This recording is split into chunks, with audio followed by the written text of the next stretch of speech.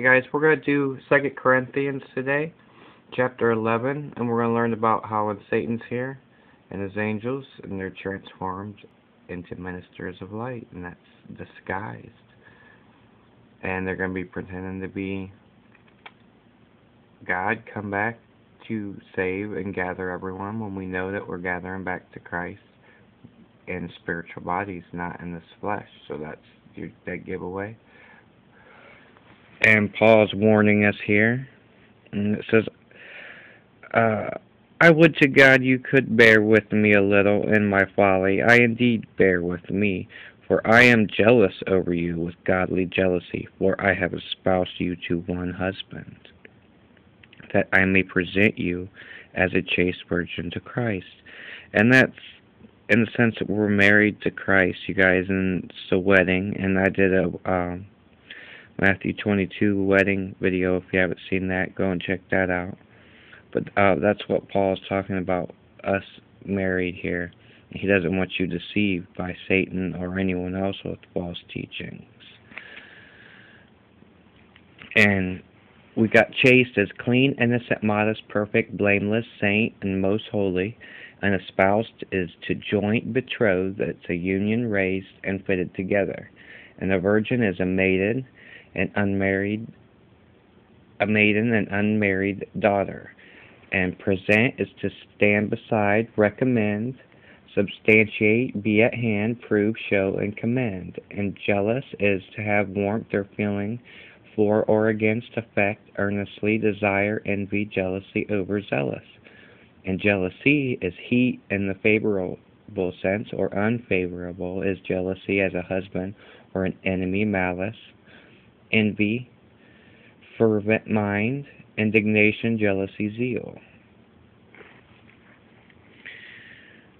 Verse 3, it says, But I fear lest by any means, as the serpent beguiled Eve through the subtlety, so your mind should be corrupted from the simplicity that is Christ. And we got serpent here, which is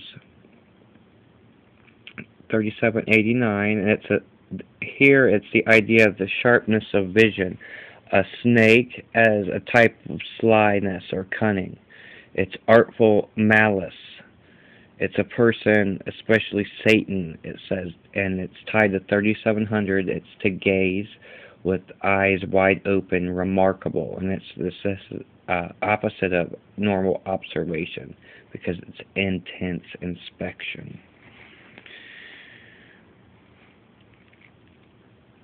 And we got beguile is wholly seduced. It's to hasten inward, cheat, delude, deceive. And subtlety, guys, is trickery. It's cunning craftiness. It's all working crafty.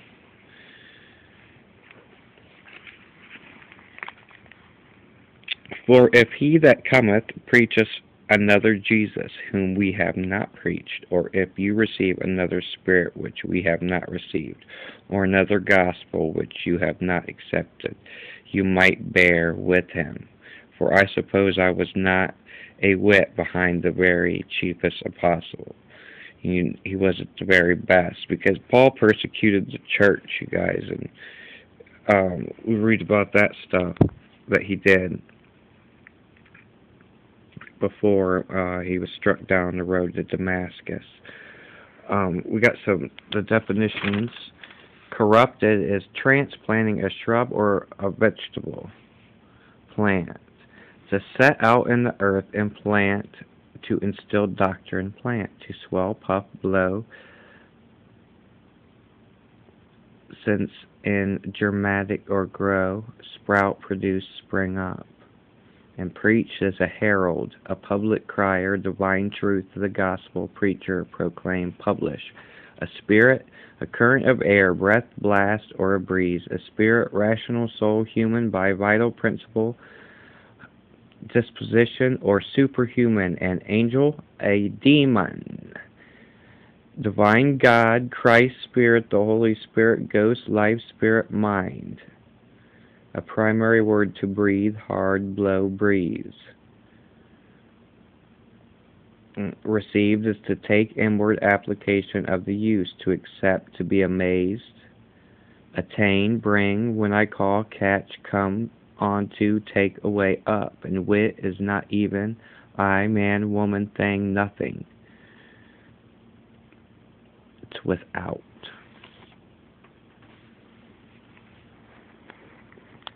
In these definitions, you guys, it brings out a lot. If you've been through this before, then you should be getting a lot more out of it this time.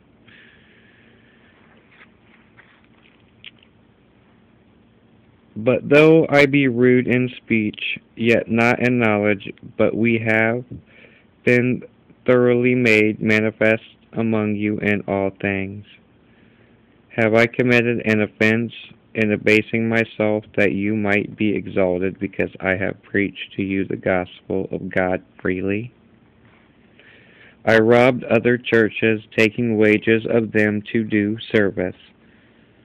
That because Paul wanted to be everywhere, and he went around to the churches, but he put off going to these other places, so he robbed where he could have been sowing and producing at these other churches to stay here at Corinthians.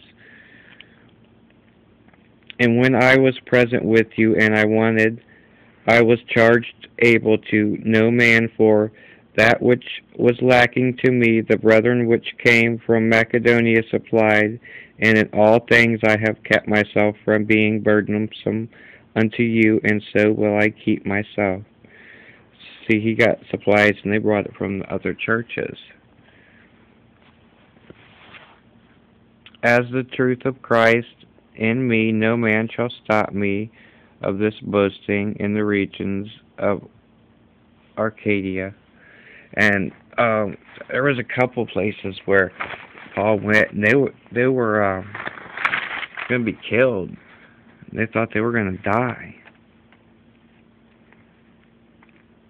Verse 11, wherefore, because I love you not, God knoweth, but what I do, that I may cut off occasion from them that desire occasion, that wherein they glory, they may be found even as we. And see, Paul's talking about these other guys and about boasting and about how he might not be the best and everything, but I've foretold you guys all things, and he's revealed everything to these guys. And he's saying that he doesn't have to go around and argue with these people, and he said what he said, and that's what it means. And if they can't understand it, then he's not going to sit there and waste his time arguing over someone that's stiff-necked.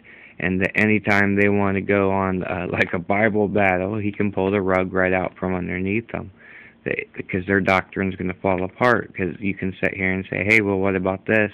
And you'll counter what they say, and then they'll pull something else out, and it just keeps falling apart when you know the truth. And he said he wants to cut off occasion. He doesn't want to give Satan any opportunity. He doesn't want, that's a starting point, is what occasion is. It's an opportunity. It's something near. It usually denotes separation or departure, completion or a reversal. It's to start or to plunge or to run violently, rush. And desire is to determine, to wish, incline gladly, to delight, to desire, love, pleasure, rather. And verse 13, for such are false apostles, deceitful workers, transforming themselves into the apostles of Christ. And no marvel, for Satan himself is transformed into an angel of light. Therefore it is no great thing if his ministers also be transformed as ministers of righteousness, whose end shall be according to their works. And we'll go over the definitions of Satan, and we'll go over the definitions of light and angel, and we'll see what this says. And we'll start with transformed as the disguise, to apply transport transforming, and we'll pick it up in the next one, you guys.